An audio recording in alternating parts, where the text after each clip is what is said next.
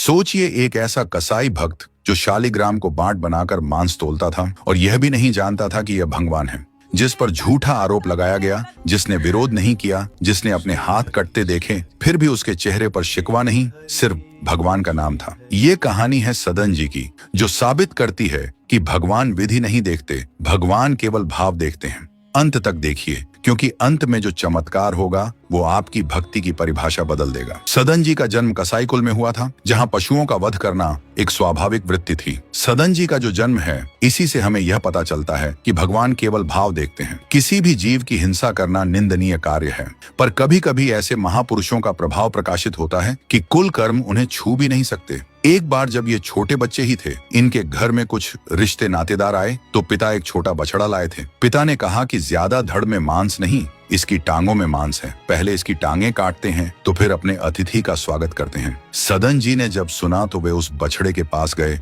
और लिपट कर रोने लगे। बच्चे थे, बछड़े से बोले कि ऐसा ऐसा मेरे पिताजी कह रहे, तुम्हें काटा जाएगा, और उसे दुलार कर रहे थे। बछड़े के भी आंसू निकल रहे हैं। हर जीव को कष्ट का पता होता है, इसलिए मानो बछड़े ने कहा कि तुम अपने पिताजी से कह दो, उचित तो यह है कि पहले मेरी गर्दन काटे। तो सदन जी ने कहा, ऐसा क्यों? बोले, क्योंकि मैं पूर्व में ऐसा था। तुम्हारे पिताजी पशु थे और मैंने इनकी गर्दन उड़ाई है, तो मैं पशु बना हूँ। इनसे कह दो तुम्हें पहले गर्दन ही काटनी चाहिए, पहले जिंदा टांग मत काटो। मैंने तुम्हें इतना कष्ट पूर्व में नहीं दिया था, सीधे गर्दन काटी थी। ये बात सुनकर सदन जी बोले, इसका मतलब जो कर्म किया जाता है उसका फल मिलता है। बछड़ा बोला, जरूर मिलता है। मैंने पूर्व में तुम्हारे पिता की गर्दन काटी थी, इस जन्म में इसीलिए मुझे पशु बनना पड़ा, और पक्का तुम्हारे ही पिता मेरी गर्दन काटेंगे। तुम रोक नहीं सकते, क्योंकि वो विधान है, पर वो पहले टांग ना काटे, पहले गर्दन काटे। अब ये घटना सदन जी के दिल को छू गई कि जीव को अपने कर्म का फल भोगना पड़ता है,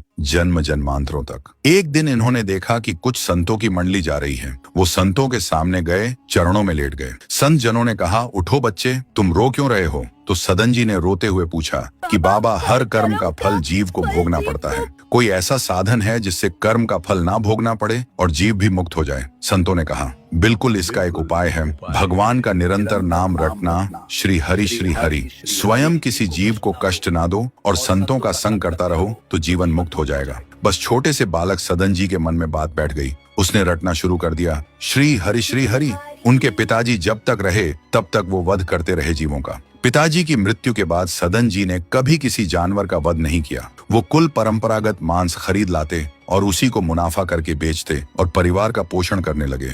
इसी तरह समय बीतता गया और ये जवान हो गए। एक दिन ये रास्ते में आ रहे थे तो किसी साधु के झोले से शालिग्राम भगवान गिर पड़े थे। सदन जी को नहीं पता था कि यह शालिग्राम है। इन्होंने उठाया और सोचा कि अच्छा, चमकता हुआ कोई पत्थर है। तो ये शालिग्राम भगवान को लाए और सोचा अंदाज में कि आधा 1 किलो के वजन का काम तो करेगा ही, और तराजू में रख दिया। श्री हरि हर समय नाम जपना, ये तो बचपन से शुरू था। संतों की कृपा से और भगवान के प्रति अंदर से समर्पण था। ये नहीं जानते थे कि शालिग्राम भगवान है। देखा ही नहीं था कभी भगवान के शालिग्राम रूप को। अब जैसे कोई कहता कि 5 किलो मांस दो तो 5 किलो के शालिग्राम बन जाते, 2 किलो तो 2 किलो के शालिग्राम बन जाते। सदन जी खुश हो गए। ये तो बहुत बढ़िया काम का पत्थर है। बाट बदलने की जरूरत नहीं, एक ही बाट में जितना मांगो उतना दे देंगे और ठीक वजन उतना ही होता। कभी किसी को संशय नहीं हुआ। एक दिन एक संत घूमते घूमते इनके पास आए। कोई इनके यहाँ ये भेद नहीं मानता था कि अमुक कुल के हैं, क्योंकि ये इतने महाभागवत थे। संतों के चरणामृत लेना, उनके पास बैठकर सत्संग करना, तो संत जन इनके यहाँ आकर के बैठते थे। इनके यहाँ आकर के भगवत चर्चा करते थे। सदन जी के भाव बड़े उच्च कोटि के थे। तो उस संत भगवान ने देखा कि ये तो बड़े सिद्ध शालिग्राम हैं, इनमें तो चक्र का चिन्ह भी है और ये इससे मांस तोलते हैं। ये देखकर संत के आंसू निकल गए। संत जी बोले कि ऐसा अनर्थ करते हो तुम, भगवान के भक्त होकर। संत जी ने सदन जी से बताया कि जानते हो, ये तुम्हारा बांट नहीं है, स्वयं शालिग्राम भगवान है और इतना घृणित कार्य करते हो कि तुम इनसे एक तरफ मांस एक तरफ शालिग्राम। सदन जी ने कहा, मुझे कुछ पता नहीं, मैं नहीं जानता। मेरे लिए तो ये बहुत सिद्ध बांट है। ये जितना ग्राहक मांगता है उतना ही, आधा किलो तो आधा किलो, 5 किलो तो 5 किलो बन जाते हैं। आप देखो, हम तो अपने कुल कर्म को कर रहे हैं और नाम जप कर रहे हैं, और संतों की कृपा है कि एक दिन अचानक रास्ते में भगवान शालिग्राम जी मिले थे। अगर ये भगवान है तो आप ले लो, हम तो सेवा पूजा कुछ जानते नहीं, आप इनको ले जाओ। अब संत जी शालिग्राम भगवान को ले गए। एकांत में जाकर के भगवान का पंचामृत से अभिषेक किया और इसके बाद वेद की स्तुति की। भगवान को बिल्कुल अच्छा नहीं लगा।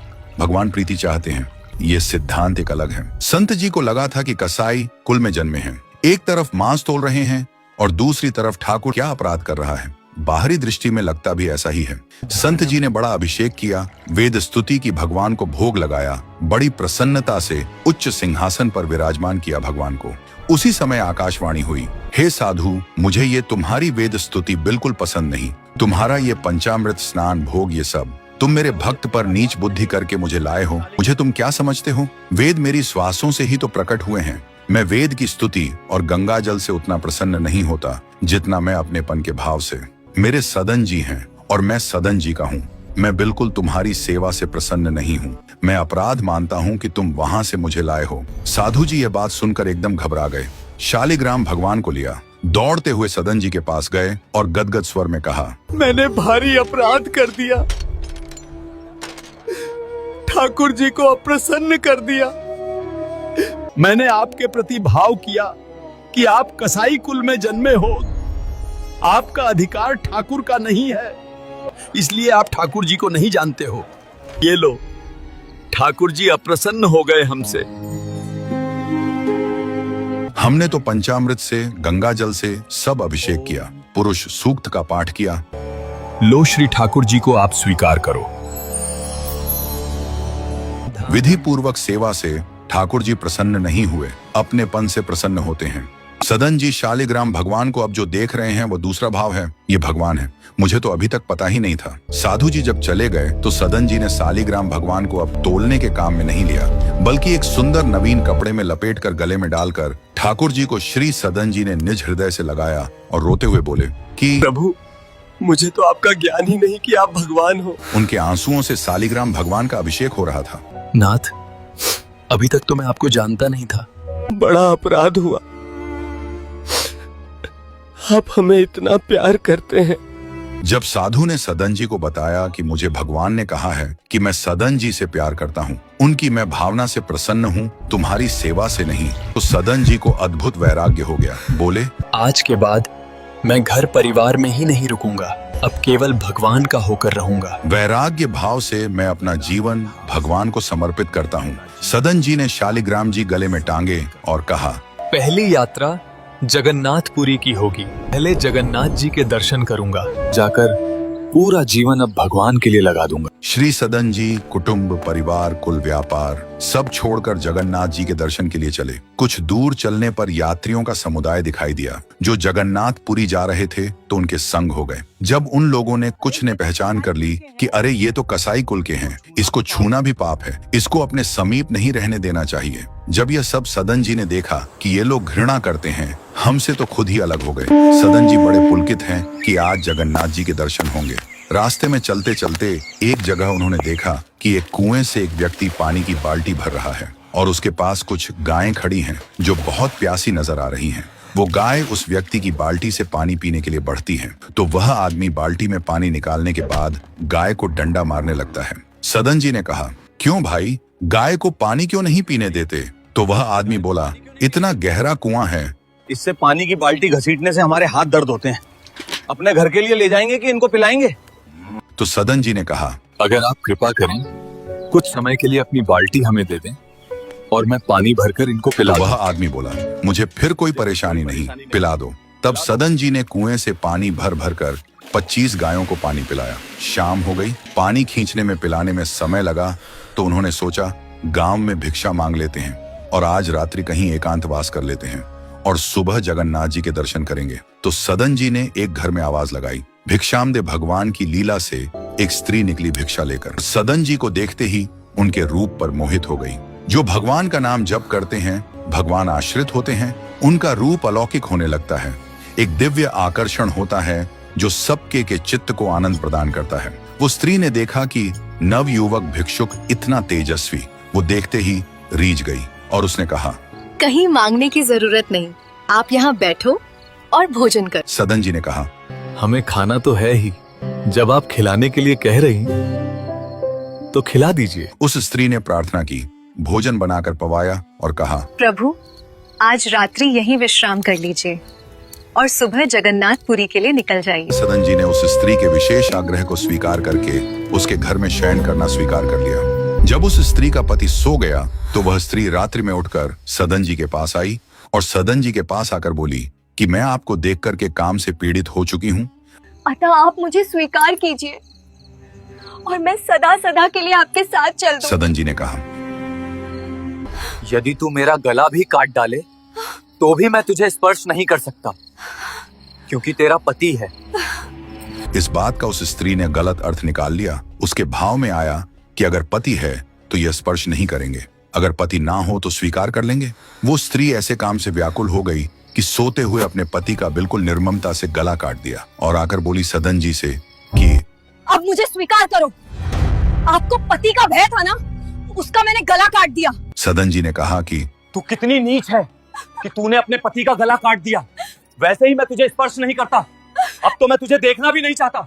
तो स्त्री ने कहा, मुझे ऐसा मत समझो कि मैं तुम्हें भी बख्श दूंगी। तेरे कारण मैंने अपने पति का गला काटा है, तो फिर तू भी नहीं बच सकता। तो सदन जी ने कहा, क्या कर सकती हो? मुझे स्वीकार करो। नहीं, उच्च शोर से अभी हल्ला मचाती हूँ और मैं जोर जोर से सबको कहूंगी कि ये मेरे साथ गलत करना चाहता था। मैंने रोका, मेरे पति ने रोका, मेरे पति का गला इसने काट दिया, इसलिए अभी कहती हूँ मैं आजीवन तुम्हारे साथ रहूंगी, मुझे ले चलो। सदन जी ने कहा, गला कटवाना बर्दाश्त है, लेकिन स्पर्श नहीं कर सकता। मैं धर्म के विपरीत नहीं चल सकता। तू चाहे मेरा गला काट दे या समाज से कटवा दे।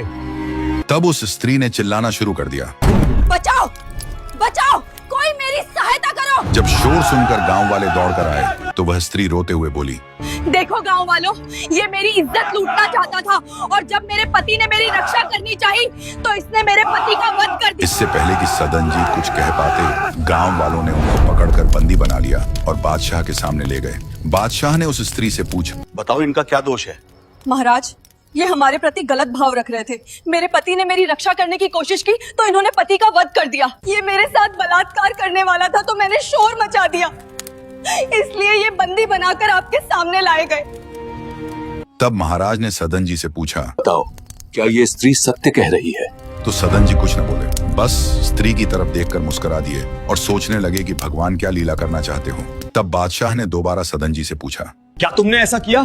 तो सदन जी बोले, जो ये स्त्री कह रही है वही सत्य है। उन्होंने विचार किया कि जन्म जन्मांतरों से हमारे कोई पाप है जिनका निस्तार भगवान करवाना चाहते हैं, नहीं तो ऐसी क्यों लीला करते। उन्होंने कहा, जो ये कह रही है वही बात मानी जाए। तो वह स्त्री सहम गई और सोचने लगी कि यह कैसा व्यक्ति है जिसने विरोध भी नहीं किया और स्वयं ही अपराध स्वीकार कर लिया।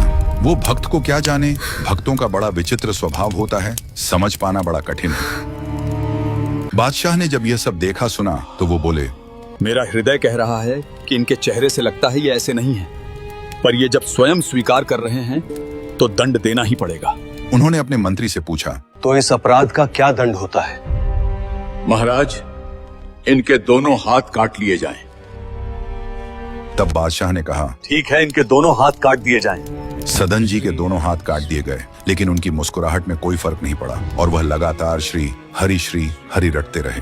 उनके दोनों हाथ काटकर मुक्त कर दिया गया। बादशाह ने कहा, ये भगवान के भक्त हैं, इनको उचित दंड मिल गया, अब इनको मुक्त कर दिया जाए।